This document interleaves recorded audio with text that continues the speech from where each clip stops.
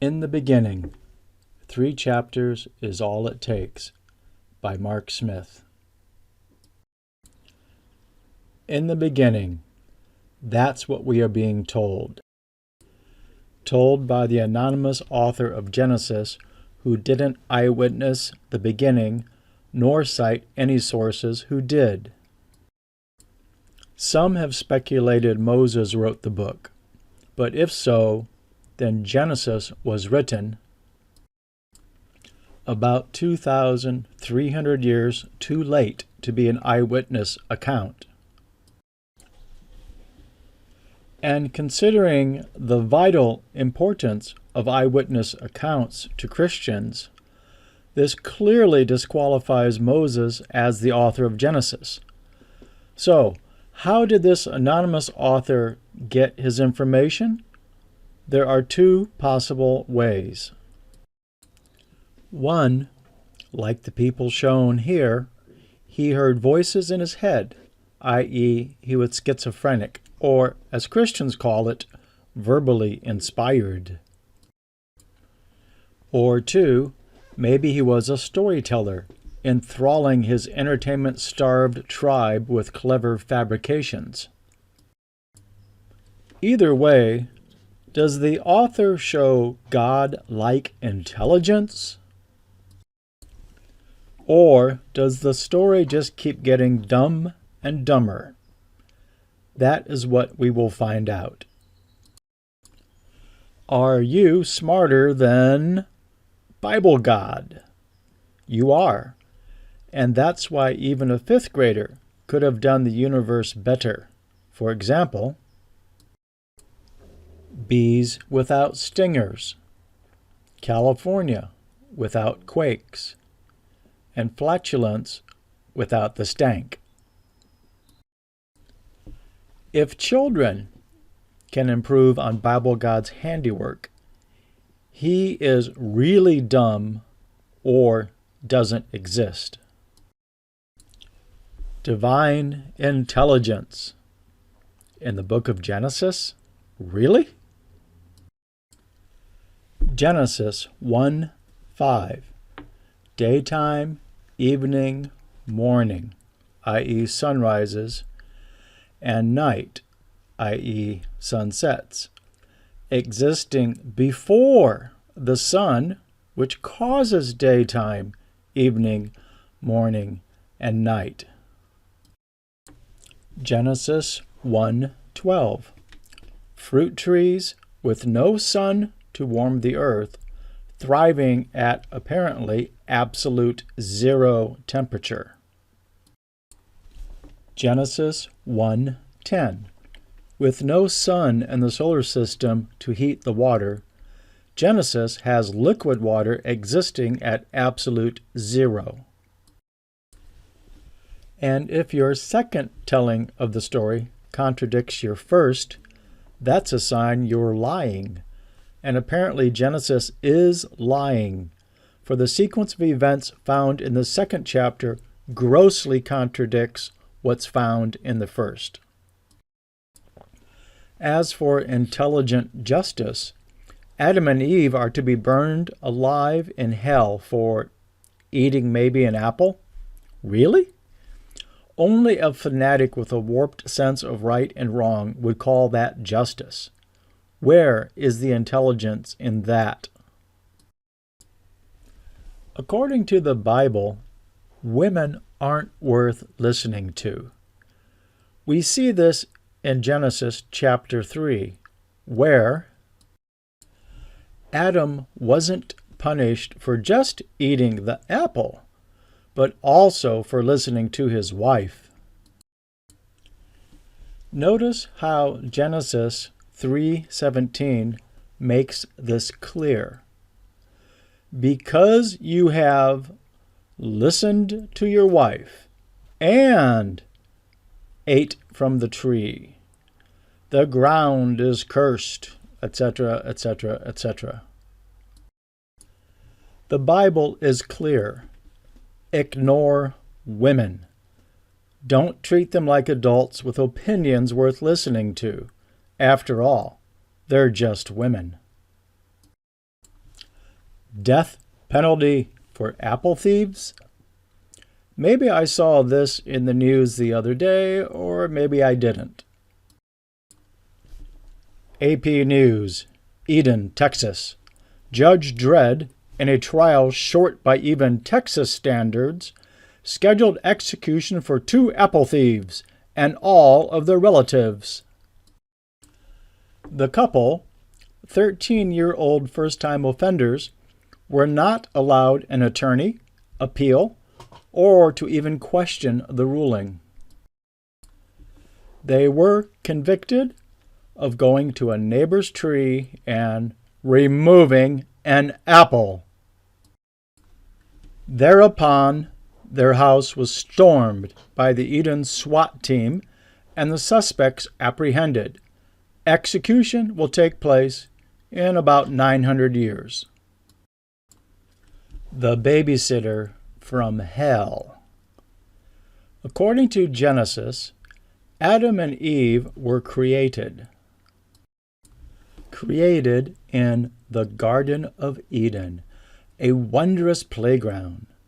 These babes in the woods were more naive and gullible than a 3-year-old.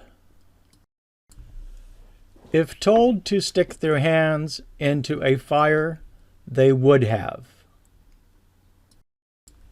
BibleGod placed a poisonous fruit tree in their playground, with warnings about death, something they knew nothing about at this point. Of course, BibleGod built a chain-linked fence around the tree. No, he didn't. Instead, he threatened them with death, whatever that was. To guarantee they'd break his rules, he commands them, saying, "Eat from every tree." And also, "Don't eat from every tree." Either way, they'd break a rule and be on their way to hell. BibleGod then left Satan to babysit. What could possibly go wrong? And then he hid just out of sight. Knowing full well what was about to happen, he could have stopped it at any time, like any of us would have done, but he never did. The Prince of Darkness babysitting the kids? It would be a top-billed boxing match of epic proportions. Satan, the ultimate used car salesman, versus gullible children, ignorant of lies and liars. They will be tested on their moral knowledge before eating the apples required to obtain any moral knowledge. Picture a calculus exam on the first day of algebra class. What could possibly go wrong? What went wrong is Satan, now a snake, talking them into eating poison, while BibleGod watches the whole thing and does nothing. He does nothing till he pops out of hiding to provide an antidote or a trip to the ER like normal and loving parents would have done? No. Rather, he curses and blames them for eating the poison he himself left out. The poor toddlers had been set up. They hadn't a chance. Imagine picking a babysitter from a list of suspected pedophiles, then calmly watching your toddlers getting violently raped, and doing nothing to stop it. Are you a good mother? Do you really love your children? Will others think it was for the good of the children? If you claimed to work in mysterious ways, would that get you off the hook? Decent parents wouldn't be so evil, hateful, derelict of duty as to hire Satan to babysit. If parents were to do this, curses, not praises, should be hurled in their direction.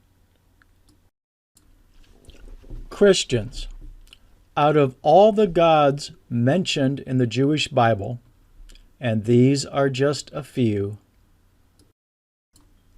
only one has done something as low and despicable as hiring Satan to babysit mankind, then condemned to hell the very victims created by his own bad decisions. Righteous indignation demands you curse the name Jehovah. But instead, like spiritually battered wives, you meekly sing him praises of what a good fellow he's been. If you must grovel and kiss the ass of a god, from all these gods to pick from, why did you pick the worst of the lot? Divine deceit. What was promised wasn't what was delivered. There was one penalty for eating forbidden fruit. Quote, "In the day that you eat from it, you will surely die." End quote. Genesis 2:17. But then BibleGod changed the penalty, adding on. For Eve, it was problems with snakes, childbirth pain, subservient to the husband. And for Adam, the new penalties were being a farmer, thorns, thistles, sweaty forehead, eating plants and bread. And for both of them, eviction from their home. Imagine a city where the legal fine for speeding was $50, but upon your arrest, they tack on another 6 months in jail, 2 years probation, and your car gets taken away. What was promised to Adam was death.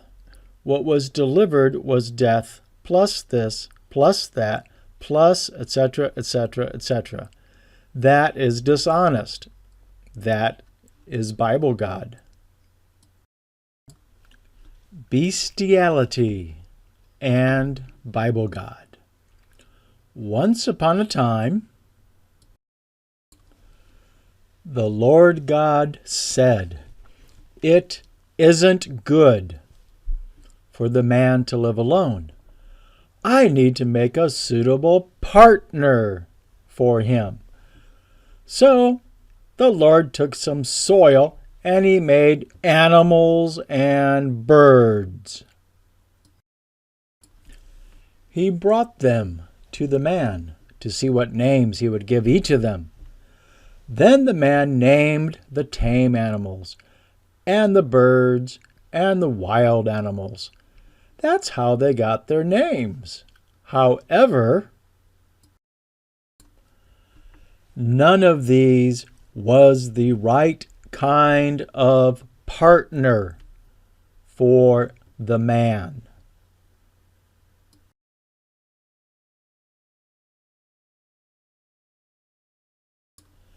So the Lord God made him fall into a deep sleep, and he took out one of the man's ribs. Then, after closing the man's side, the Lord made a woman out of the rib. Fossil evidence, anybody? Of course not. And brought her to the man. The end.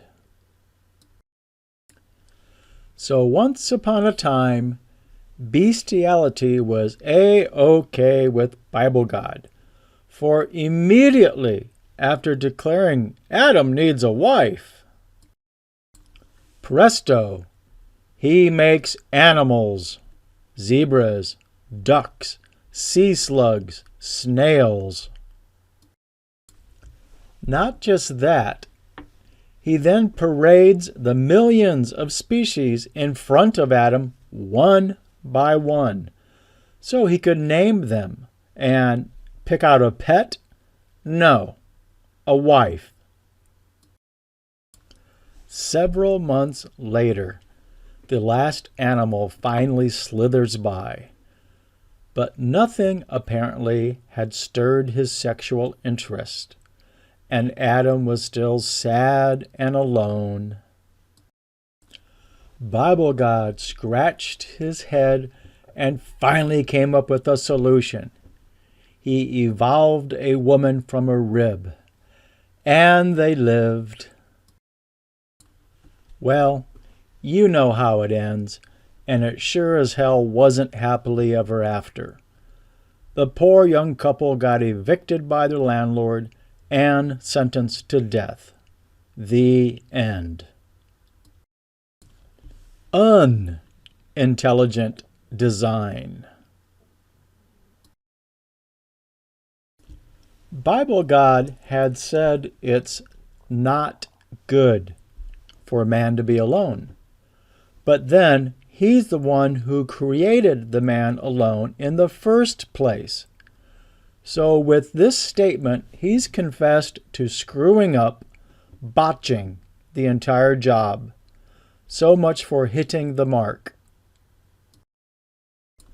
Sin means to miss the mark, to swing and miss, to do less than a perfect job. Per definition, then, by admitting he did something that wasn't good, wasn't up to par, the God of the Bible has confessed to being a sinner. As for that word good in "it's not good for man to be alone," it's the same good used elsewhere in this neighborhood of Genesis. It's not a different kind of good in this one verse. So, strike one, not doing a good job. BibleGod sinned, i.e. missed the mark, a second time in putting Adam, a creature he designed to be social, into the solitary confinement of Eden. Christian commentator Matthew Henry wrote, quote, "God pitied Adam's solitude. Man is a social creature. Solitude would turn a paradise into a desert, a palace into a dungeon." End quote. God pitied Adam's solitude, solitude created by his own failure to foresee and guard against it in the first place, resulting in him having to go back and fix his own mistake. This is piss poor engineering, and strike two. So we're up to 2 strikes so far. Strike 1, not doing a good job. Strike 2, loneliness. Strike 3 was playing matchmaker, trying to set Adam up on a blind date with a cow or whatever. This Christian mingle from hell was a complete disaster that anyone other than BibleGod would have seen coming from a mile away. So as it stands, if you're keeping score, these are the strikes against BibleGod. Strike 1, not doing a good job. Strike 2, failure to guard against loneliness. And strike 3, bestiality. So, does the author of Genesis evidence even a modicum of intelligence? Before you're even 3 little chapters into this book, you'll have run into the following. Anonymous authorship, 2,300 years after the fact. 5th graders who could have done it better. Abysmal ignorance of astronomy. Sunsets, morning and evening, before the sun even existed. treating women as second-class citizens, unhinged reaction to normal childish behavior, contradictory commands, eat, don't eat, hiring Satan as the babysitter, Christian mingle with Betsy the cow, screw-ups of biblical proportions, then admitting to the screw-ups, then bungling the fixes to the screw-ups. To claim a God wrote this book is an insult to any man or God with an IQ above 50. In the beginning, are there signs of intelligence in the first 3 chapters of the first book of the Bible, Genesis? No, there is actually the opposite. There are massive signs of ignorance and stupidity. Having examined the evidence, there is only one conclusion: 3 strikes and you're out.